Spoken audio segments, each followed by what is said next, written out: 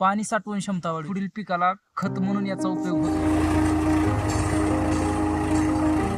तर मित्रांनो, तुम्ही पण ऊस तुटून गेल्यानंतर हे जे पाचट आहे ते पाचट जाळत असाल तर थांबा, तुम्ही जाळू नका.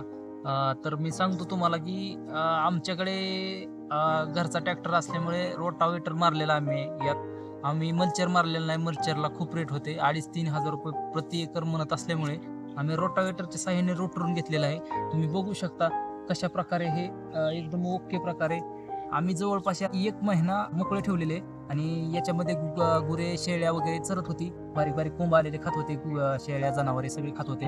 आणि 1 महिन्यानंतर पाचोड जरा असे कडक आल्यानंतर आम्ही याच्यामध्ये रोटावेटर हाणलेला आहे. आणि रोटावेटर हाणल्यामुळे खूप चांगल्या प्रकारे पाचोड पुट्टी केल्यासारखीच एकदम पुट्टी झालेली आहे. फक्त एवढंच की पुट्टी झालेली नाही, अशी थोडे थोडे तुकडे राहिलेले आहेत, पण एकदम बघू शकता बारीक भोकं झालेला आहे. आणि अशा प्रकारे आता याला फक्त नांगरट साह्याने पलटी दिली का नाही, हे सगळं एकदम ओके होत आहे. तर तुमच्याकडे पण रोटर असला आणि मल्चर मारण्याचे पैसे म्हणा किंवा मल्चरच नसेल तर तुम्ही अशा प्रकारे घरचा रोटर असल्यावर कमी खर्चात रोटर मारून योग्य प्रकारे अशी याची विल्हेवाट लावू शकता. आणि याचे फायदे सांगतो तुम्हाला की पहिला फायदा म्हणजे असं की पाणी साठवण क्षमता वाढवते. सर्वात महत्त्वाचा घटक म्हणजे आपल्या शेतीला पाणीच हाच असतो.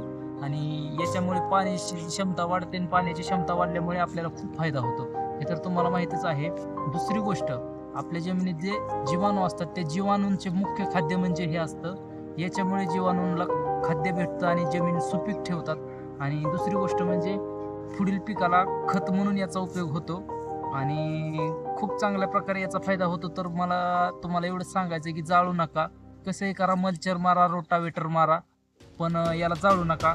न जाळल्याचे खूप फायदे आहेत. आम्ही पलीकडल्या शेतात नांगरट केली आहे, असाच रोटावेटर मारून नांगरट केलेलं आहे. खूप छान प्रकारे त्याची नांगरट झालेली आहे आणि सगळं थापलं पडलेलं आहे. आणि त्यामुळे एक पाऊस झाला की सगळं कुजून जाणार आहे एकदम ओकेमध्ये. आणि आम्ही यापूर्वीही हे केलं होतं, मागील वर्षीसुद्धा हे अशा प्रकारे केलं होतं. आणि त्यामध्ये मका केली, तर मका अगदी चांगल्या प्रकारे आलती.